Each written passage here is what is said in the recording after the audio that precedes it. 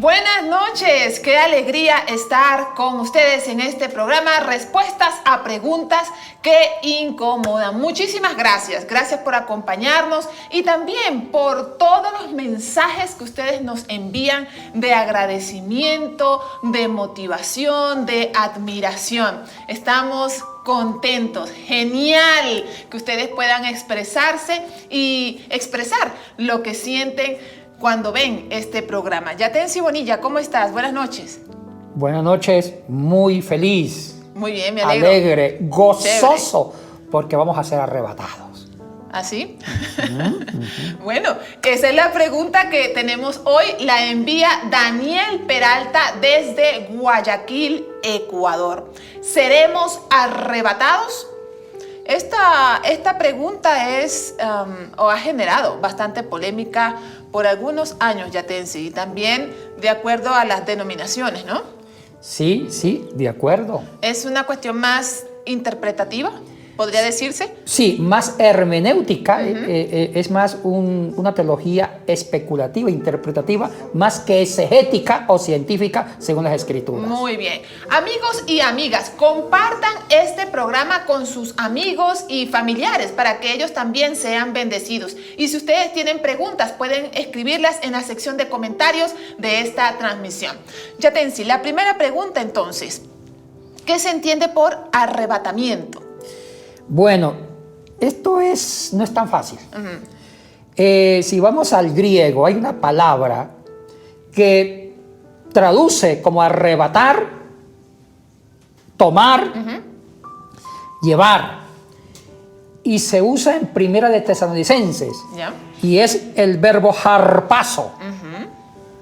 Harpazo significa tomar, llevar, quitar. Pero cuidado, eso significa cuando se latinizó el griego con la traducción de la Vulgata latina en los siglos IV y V con San Jerónimo. Pero hay que ver qué significaba harpazo antes de que apareciera el latín. O sea, en el griego sí aparece con Sí, el harpazo. Sí. Y luego se latiniza. El problema son los sentidos, Ya. lo que significa una palabra. Vamos a recorrer un poquito las leyes en lingüística. Hay una cátedra, una disciplina que se llama la filología. No filosofía, ya dice. Filología. La filología es el estudio científico de cada lengua.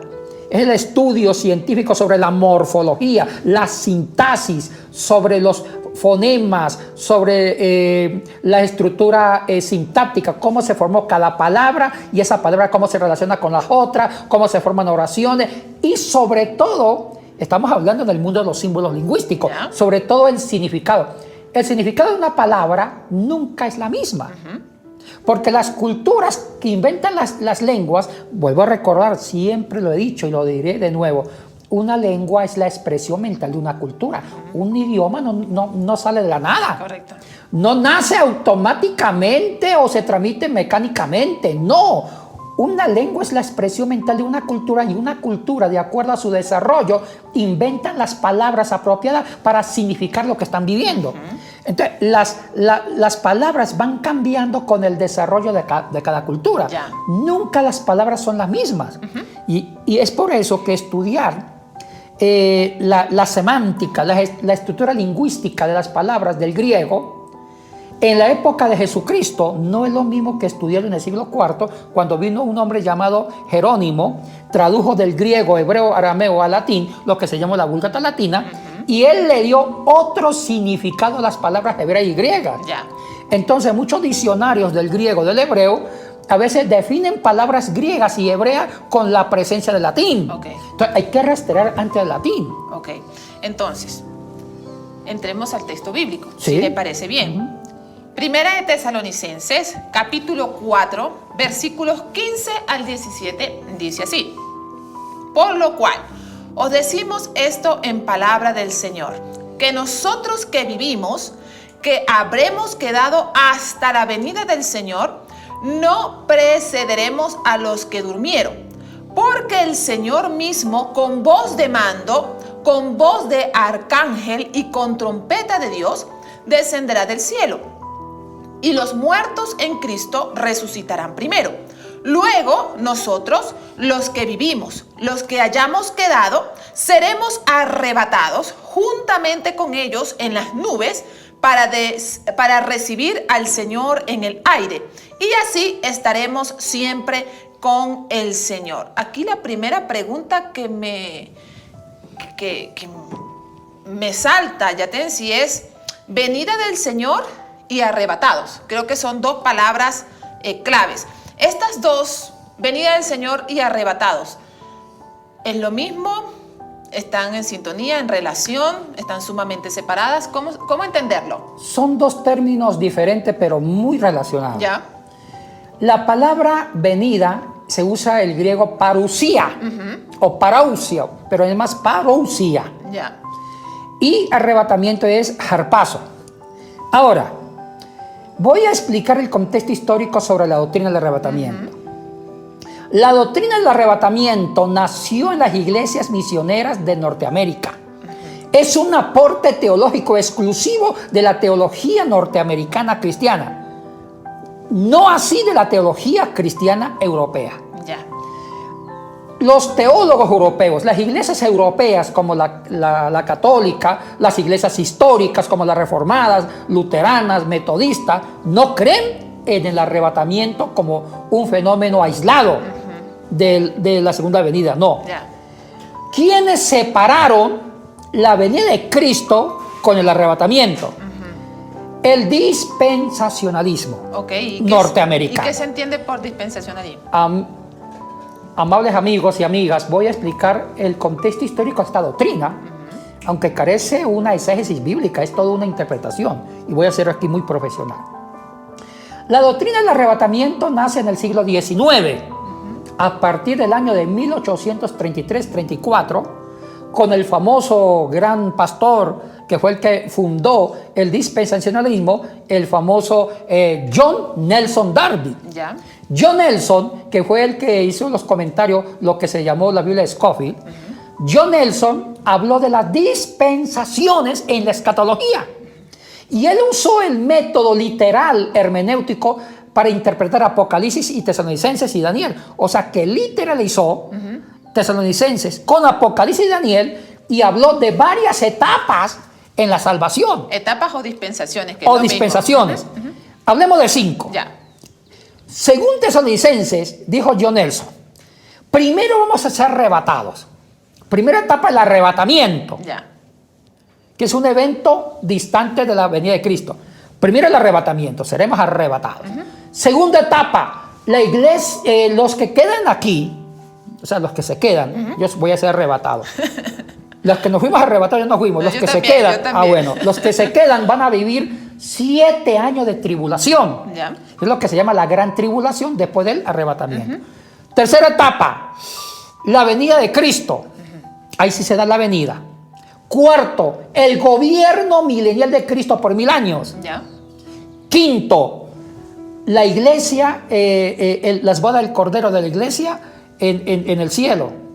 O sea, ¿cuál es el punto atractivo? La separación, el divorcio entre la venida de Cristo, su segunda venida, con el arrebatamiento. Primero somos arrebatados, después los 7 años de la gran tribulación y posteriormente ahí viene Cristo.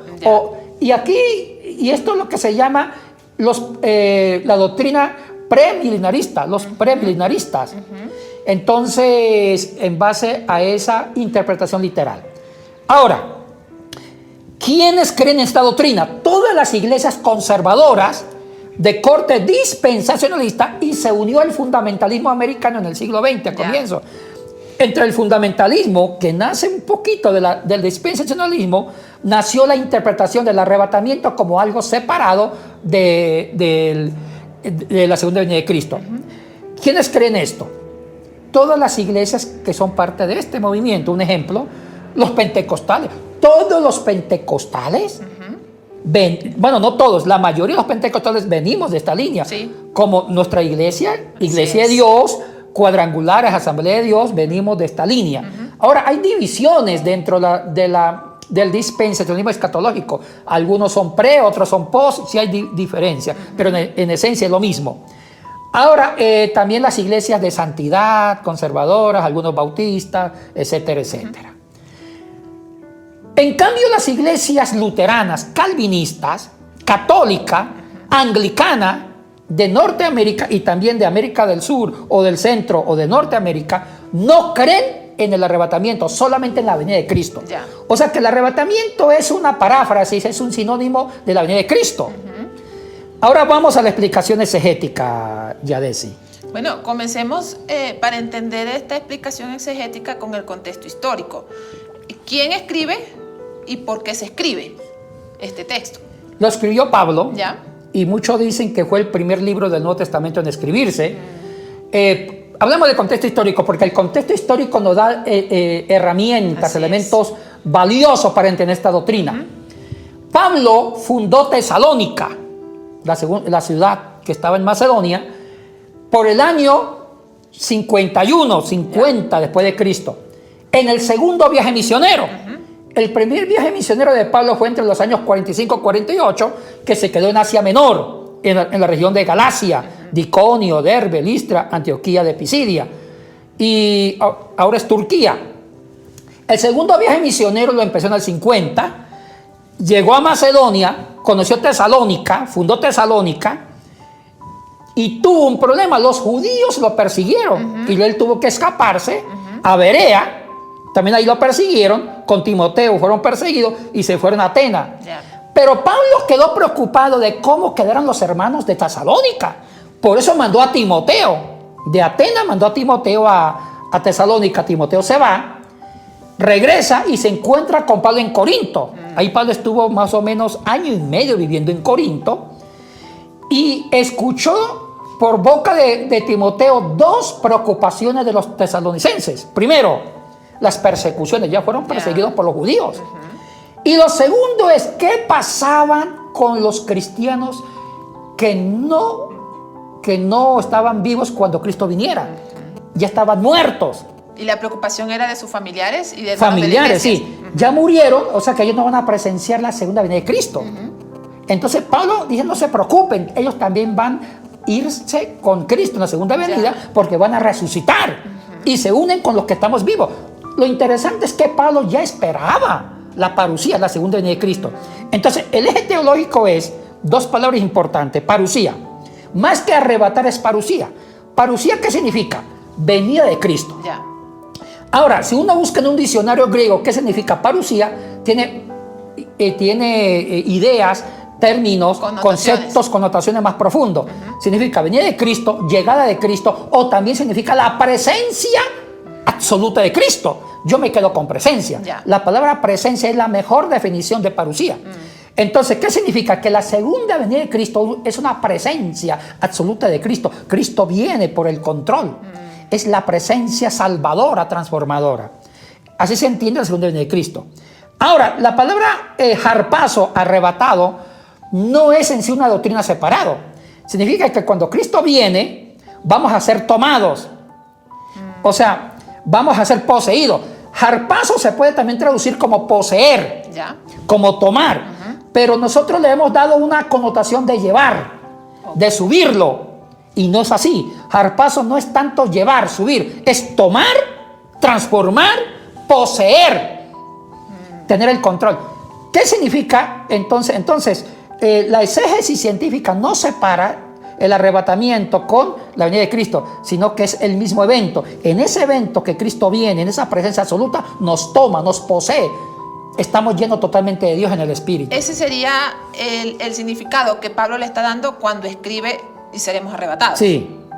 Ahora, yo no estoy de acuerdo con la traducción de arrebatar. Ya. El término arrebatar sobresalió con Jerónimo en la Vulgata Latina. Ya. Si uno va a la Vulgata Latina, a ese mismo texto en latín, arrebatar, el término harpazo en griego se tradujo como arrebatar en latín. O sea que fue el latín el que le dio la connotación de arrebatar. Pero antes el latín significaba tomar, poseer, controlar, dominar dentro de la dinámica de la segunda venida de Cristo. Ok. Y con este mensaje, estas personas en Tesalónica quedaron esperanzados, quedaron bien. Sí, porque hay otro tema fundamental en ese texto que usted leyó, la resurrección. El verbo que usa para resucitar a los muertos es anestemi, que viene anastasis, que no es una resurrección física, es un nuevo cuerpo. Ahora, yo ya expliqué eso en otro programa. Hay dos verbos para resucitar. El egeiro, que es levantarse de la tumba. Si usted estaba parado, dormido, se levanta. Físicamente. Ese es el que se usa para hablar de la resurrección de Cristo. Cristo sí se levantó, resucitó físicamente. Y se usa egeiro. Pero cuando habla de resurrección de muertos, Pablo usa otro verbo, otra palabra que es anastasis, que tiene muchas traducciones. Puede significar, sí, resurrección física, pero más que eso es nuevo cuerpo, una transformación, un resurgimiento moral. O sea, puede ser una resurrección de un pecado. Usted pecó, ahora se levanta porque se convierte. O sea, tiene más connotaciones, más significado. Ahora, lo más interesante que haciendo un trabajo exegético profundo, cuando Pablo habla de la resurrección de muertos, suele usar anastasis, una palabra diferente a la resurrección de Cristo, que es egeiro. ¿Por qué? Porque no es lo mismo la resurrección de Cristo, que fue física, con la resurrección de muertos de nosotros. En la resurrección de muertos, esa palabra da a entender que tenemos nuevos cuerpos. Supongamos una persona que fue quemada, quedó en el polvo. ¿Cómo las cenizas se van a parar? Lo que pasa es que Dios, bueno, primero que esto es un misterio. No pretendan que este humilde siervo dé respuestas a todo. Sí, yo no soy Dios. Correcto. Yo respondo en lo que pueda, en lo que el texto bíblico me lo permita. Y desde la perspectiva exegética. Amigos y amigas. Pero para mí hablar sobre la salvación, sobre cosas de Dios, ya entra el misterio. Porque no pretendamos estudiar a Dios desde el campo científico, porque Dios está por encima de la ciencia, por encima de mi neurona, por encima del conocimiento. Estamos estudiando el ser perfecto. Y no pretenda que la idea perfecta de Dios esté contenida en una mente imperfecta como la nuestra. Entonces yo llamo esto misterio de la salvación, que yo sí los creo, sí van a pasar. Pero ¿cómo va a ser? Dios lo sabe. Correcto. Entonces sigamos con esto. Yo creo en una resurrección donde Dios nos dará cuerpos glorificados. Cuerpos transformados. Porque si una persona fue quemada hace 3.000, 2.000 años, ¿cómo se va a levantar si está en polvo? O el polvo ha sido esparcido y el viento se lo llevó, como pasa con muchos difuntos que han sido cremados. Entonces yo creo que Dios nos dará otro cuerpo, otro tipo de materia, porque es Dios y tenemos otro tipo de presencia. Estamos resucitados con cuerpos glorificados, que eso es un misterio de fe. Ahora, me gusta esa doctrina ya de eso. ¿A usted le conviene, no? Nos conviene, porque también Andresito, chiquito, con esa doctrina va a ser un gigante, va a ser guapo, hermoso, y yo también, porque imagínense que yo resucite con este cuerpecito. No, eso para mí es un castigo eterno. Entonces, lo lindo es que me dará un nuevo cuerpo glorificado y que voy a ser muy bonito. Muy bien, muy bien. Ahora, volviendo, Yatensi, a esta interpretación y a los que creen en el arrebatamiento, ¿cómo explican ellos que será este arrebatamiento? O sea, solamente los santos, los que son santos, se irán, los que no se quedan. ¿En cuánto tiempo? La carta no me da detalles. Me dice que lo que pasa es que Pablo está consolando a los de Tesalonicenses que estaban preocupados por los que han muerto en Cristo, los que ya murieron físicamente. ¿Qué pasa cuando Cristo venga? ¿Qué, van a ser llevados o no? Entonces está diciendo, no, primero se resucita, se transforma y después se unen a los que están vivos.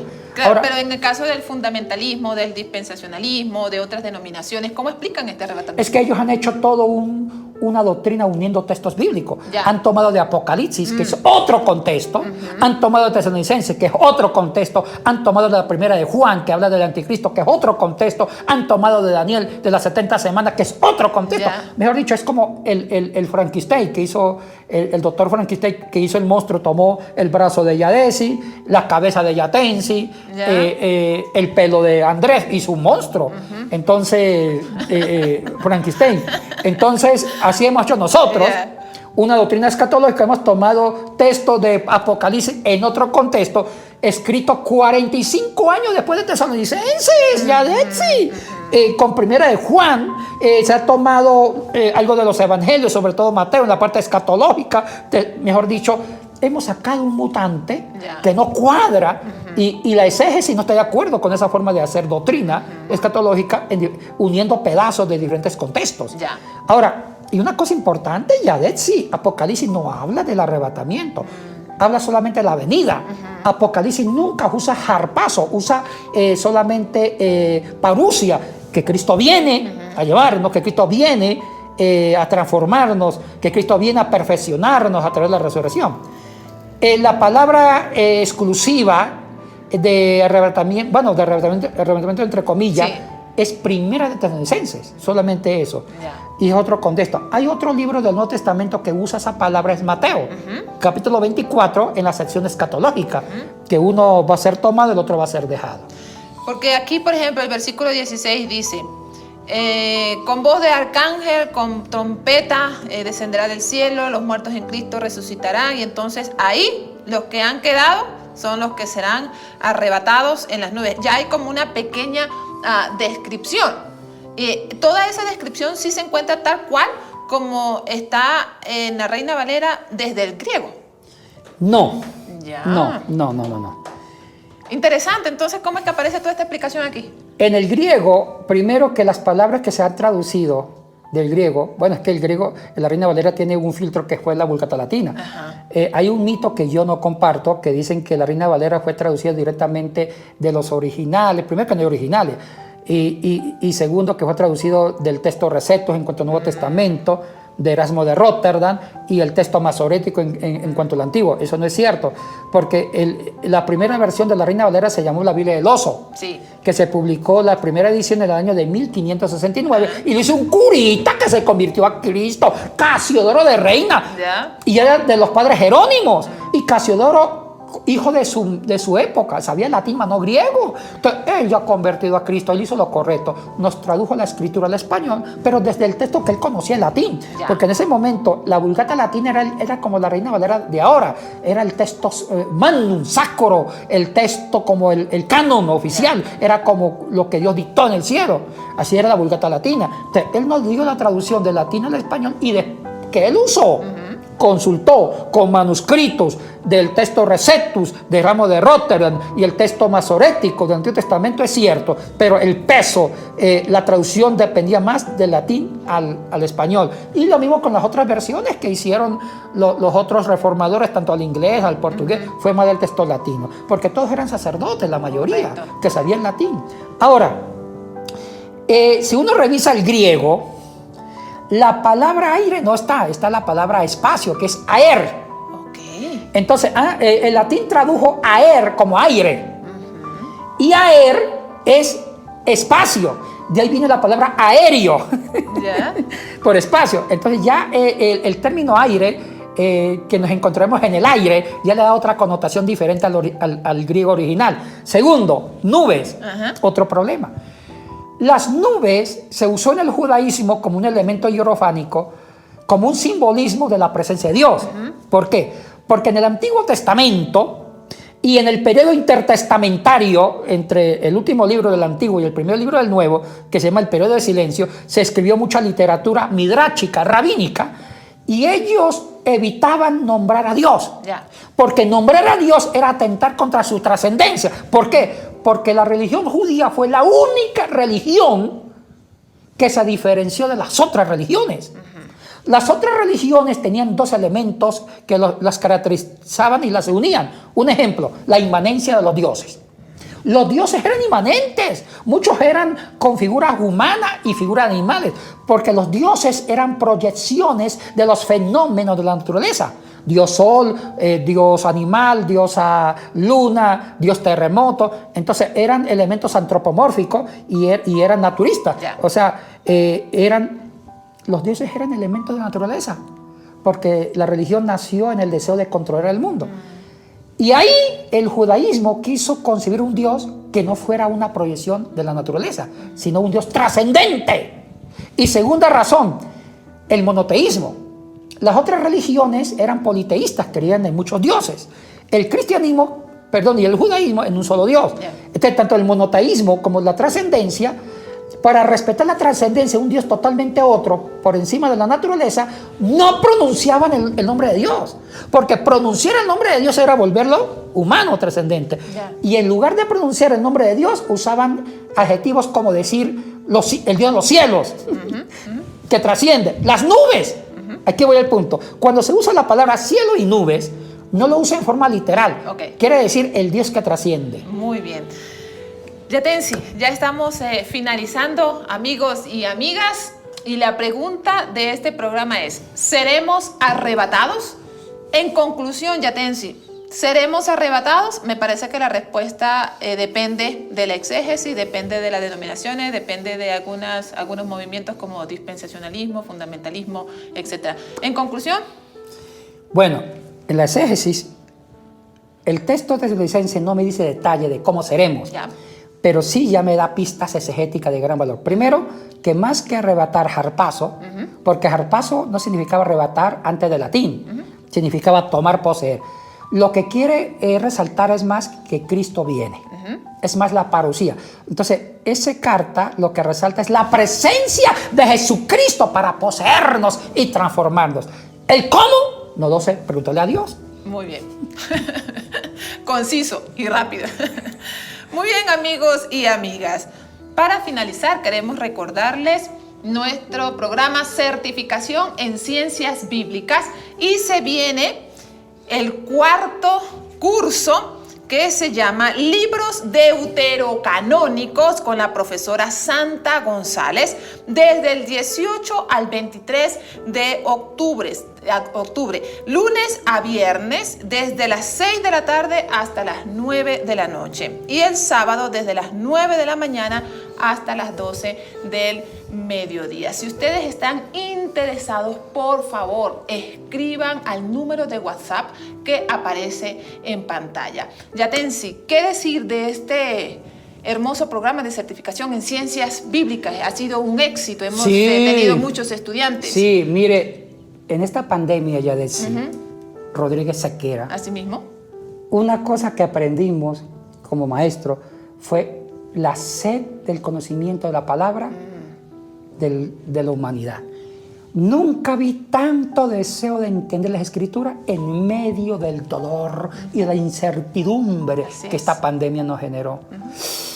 La gente llamaba, preguntaban, Yatensi, ¿qué pasa? Esto es el virus, ya hablamos sobre la vacuna es una dosis del diablo, este virus es del diablo, ¿qué pasa? Estamos en los últimos tiempos. Y la gente ante la amenaza, ante la aniquilación posible de la humanidad, se acercaron a Dios y leyeron las escrituras. Y el semisud,